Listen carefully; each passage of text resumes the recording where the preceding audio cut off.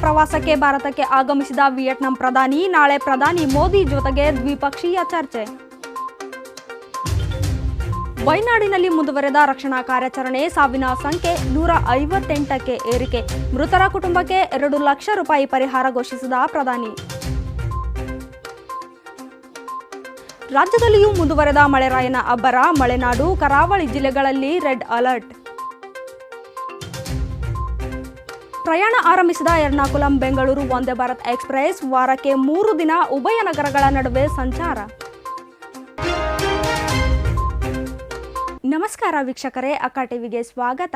ನಾನು ಲಕ್ಷ್ಮಿ. 3 ದಿನಗಳ ಭಾರತದ ಪ್ರವಾಸ ಕೈಗೊಂಡಿರುವ ವಿಯೆಟ್ನಾಂ ಪ್ರಧಾನಿ ಫಾಮ್ ಮಿನ್ ಚಿನ್ ಅವರು ನಿನ್ನೆ ತಡರಾತ್ರಿ ಭಾರತಕ್ಕೆ ಆಗಮಿಸಿದ್ದಾರೆ. ವಿದೇಶಾಂಗ ವ್ಯವಹಾರಗಳ ರಾಜ್ಯ ಸಚಿವ ಪಬಿತ್ರ ಮಾರ್ಗರಿಟಾ ದೆಹಲಿ ವಿಮಾನ ನಿಲ್ದಾಣದಲ್ಲಿ ಅವರನ್ನು ಸ್ವಾಗತಿಸಿದರು. ಚಿನ್ ನಾಳೆ ರಾಜ್ಘಾಟ್ನಲ್ಲಿ ಮಹಾತ್ಮ ಗಾಂಧಿಯವರಿಗೆ ಶ್ರದ್ಧಾಂಜಲಿ ಸಲ್ಲಿಸಲಿದ್ದಾರೆ. ಬಳಿಕ ಪ್ರಧಾನಿ ನರೇಂದ್ರ ಮೋದಿ ಅವರೊಂದಿಗೆ ದ್ವಿಪಕ್ಷೀಯ ಚರ್ಚೆ ನಡೆಸಲಿದ್ದಾರೆ. ನಂತರ ರಾಷ್ಟ್ರಪತಿ ದ್ರೌಪದಿ ಮುರ್ಮು, ಉಪರಾಷ್ಟ್ರಪತಿ ಜಗದೀಪ್ ಧನ್ಕರ್ ಹಾಗೂ ವಿದೇಶಾಂಗ ವ್ಯವಹಾರಗಳ ಸಚಿವ ಎಸ್ ಜಯಶಂಕರ್ ಅವರನ್ನು ಸಹ ಚಿನ್ ಅವರು ಭೇಟಿ ಮಾಡಲಿದ್ದಾರೆ. ನಿನ್ನೆ ನಡೆದ ಭೀಕರ ಭೂಕುಸಿತದಿಂದ ದೇವರನಾಡು ಅಕ್ಷರಶಃ ತತ್ತರಿಸಿದೆ. ಕ್ಷಣ ಕ್ಷಣಕ್ಕೂ ಸಾವಿನ ಸಂಖ್ಯೆ ಏರಿಕೆಯಾಗ್ತಿದೆ. ಈಗಾಗಲೇ 158ಕ್ಕೂ ಅಧಿಕ ಮಂದಿ ಸಾವನ್ನಪ್ಪಿದ್ದಾರೆ.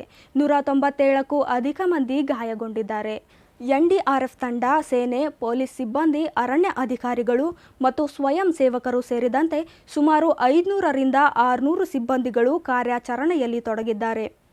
ಮೃತರ ಕುಟುಂಬಕ್ಕೆ 2 ಲಕ್ಷ ಹಾಗೂ ಗಾಯಗೊಂಡವರಿಗೆ 50,000 ಪರಿಹಾರ ಧನವನ್ನು ನೀಡುವುದಾಗಿ ಪ್ರಧಾನಿ ಮೋದಿ ಘೋಷಿಸಿದ್ದಾರೆ. ಇದನ್ನು ಕರಾಳ ದಿನವೆಂದು ಭಾವಿಸಿ ಕೇರಳ ಸರ್ಕಾರ ಅಧಿಕೃತ ರಾಜ್ಯ ಶೋಕಾಚರಣೆಯನ್ನು ಘೋಷಿಸಿದೆ. ರಾಜ್ಯದಲ್ಲಿ ತೀವ್ರ ಪ್ರಮಾಣದ ಮಳೆ ಮುಂದುವರೆದಿದೆ. ಮುನ್ನೆಚ್ಚರಿಕೆಯ ಕ್ರಮವಾಗಿ ಕರಾವಳಿ ಸೇರಿದಂತೆ ದಕ್ಷಿಣ ಒಳನಾಡು ಜಿಲ್ಲೆಗಳಲ್ಲಿ ರೆಡ್ ಅಲರ್ಟ್ ಹಾಗೂ ಆರೆಂಜ್ ಅಲರ್ಟ್ ಘೋಷಿಸಲಾಗಿದೆ. ದಕ್ಷಿಣ ಕನ್ನಡ ಜಿಲ್ಲೆಯಲ್ಲಿ ಇಂದು ಶಾಲಾ ಕಾಲೇಜುಗಳಿಗೆ ರಜೆ ಘೋಷಿಸಲಾಗಿತ್ತು.